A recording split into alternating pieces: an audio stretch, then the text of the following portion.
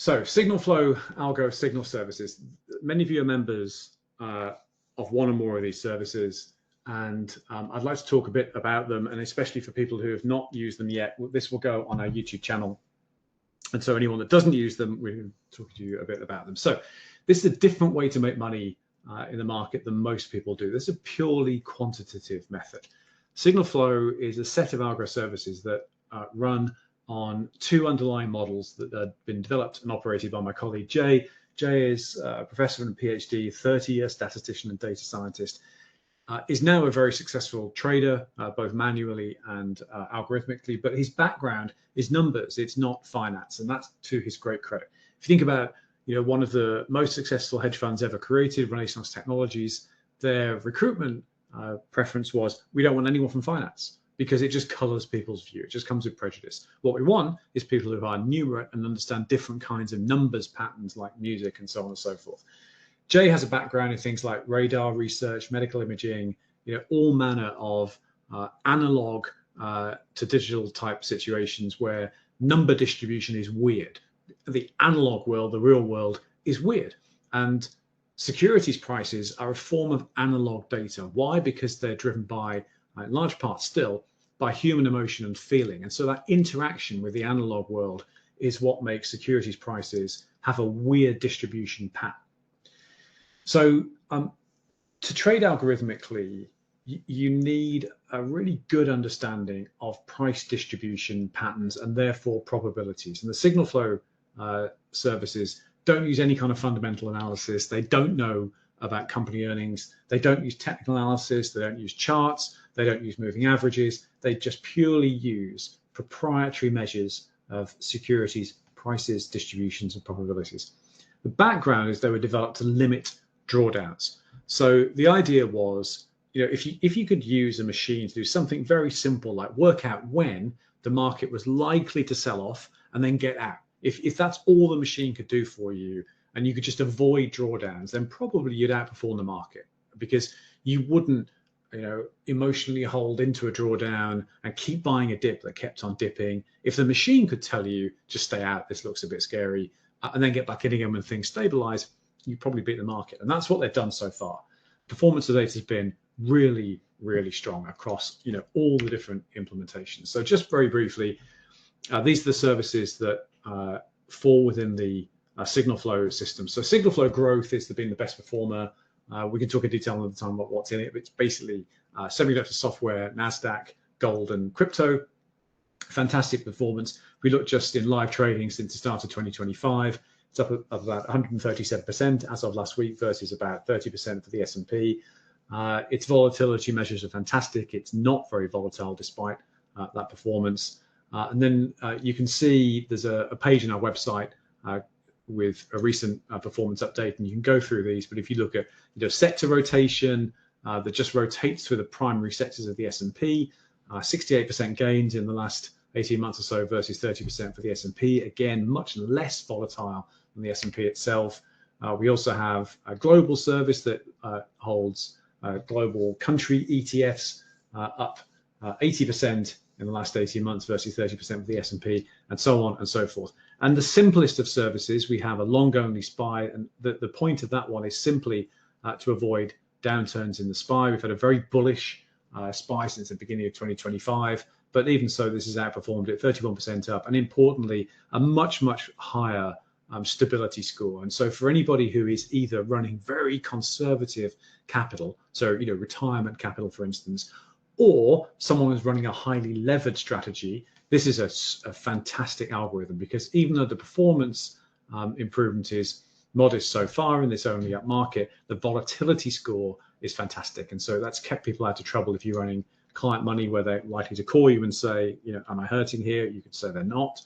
And if you run highly levered strategies, then the periodic blow-ups in the S&P around Liberation Day, around the Iran war, won't have harmed your levered performance. Okay, so how do they work and how to use them? So there are two underlying models here. The first of which is a risk model. Okay, the risk model is the basis of drawdown protection. It uses proprietary analysis and modeling of price distributions to work out whether the market itself, and we use the S&P as a market proxy, all the ETFs that these things cover are in a risk-on, a bullish state, or a risk-off, bearish state. And what the model thinks of as risk-on and risk-off is also proprietary. It's not things like the 21-day EMA that we talk about in our manual work. It's a proprietary, purely quantitative methodology. And then a second model is the ranking model. So each of these algo services are rotation models. They hold a list of 10 or 20 ETFs, all ETFs, because that reduces volatility. ETFs don't have earnings spikes, don't have regulatory things in the way that single stocks can do. They have a rotation carousel of ETFs from which they choose. And the ranking model says, okay, I've decided whether I think the market is risk on and risk off. And then I have a risk on, risk off model for each of the ETFs in my carousel. Then I'm going to have a ranking model. So let's say I've got 7 ETFs in a list of 20 that look to be risk on. Well, this particular service, SignalFlow Growth, for instance, has 3 ETFs in the portfolio that it creates. So it just ranks and says the top 3 are this, this, and this. That's my print for the day. It's a daily rotation model. And so what happens is each day at the close, the signal prints. And so the signal might say, in SignalFlow Growth, for instance, it might say hold QQQ, XLK, SMH, okay? And the intent when the signal is published, we publish it in a Slack channel, is that you can either trade in post-market hours, depends on the amount of capital you're running, or you can trade the next day's open. That's for you to work out. There's a slight performance advantage from trading in post-market. That's normal. There's extensive literature about if you to simply buy the S&P at the close and sell it at the open. There's alpha just in that, and it's a function of providing overnight liquidity to the market. So there is a slight performance advantage historically in trading post-market. Again, depends on how much capital you're running. If you're running truly large books, it won't work for you. You'll have to trade at the next open. But each of the ETFs we use in these services, with a slight exception of global, are highly, highly liquid. You can run a lot of money on these things and you won't move the price. We provide in each algorithmic service one Slack channel which prints the signal, nothing but the signal. It's completely clean, really easy to use. You can see the history.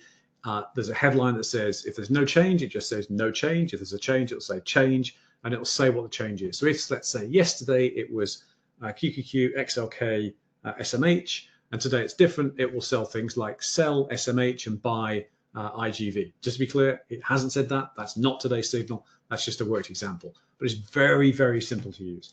And we add a discussion channel in Slack. So for anyone using any of the SignalFlow services, you can use that to reach Jay, who runs the thing, or myself, or any of the member community to say, how does this work? Or I don't understand this, or why has it done that?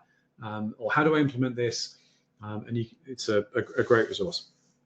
One thing to clarify, the way that the rotation model works is it assumes that if, let's say, the signal says sell QQQ and buy IGV, it assumes that what you do is sell QQQ, take all of the capital that you got back from that sale and use that to buy IGV. That's the assumption. So it's not based on number of shares or percentage of portfolio. It just assumes you take all the capital from the ETF that has been removed from the signal and rotate that into the ETF that's been included. And the last point to make is a risk one. The risk position of all these algos is they're designed to prevent drawdowns. Remember what I said at the start. The initial design of the SignalFlow services was try to avoid drawdowns. And so they lapse over, they fail over to cash. If it thinks there is trouble in the market that it covers, so whether it's bonds in the bond service or S&P sectors in sector rotation or the growth names in the growth service, if it thinks there is trouble, it'll just lapse to cash. And you might see a signal that says, okay, hold 2 ETFs and 1 portion of cash, or it might go all to cash. And it's, again, unemotional about doing that. And the thing that these services have done really well is hold on to trends very successfully. So, for instance, the whole chip run since April the 8th, I think, if I recall correctly, SignalFlow Growth has held and SignalFlow Sector Rotation has held, without blinking.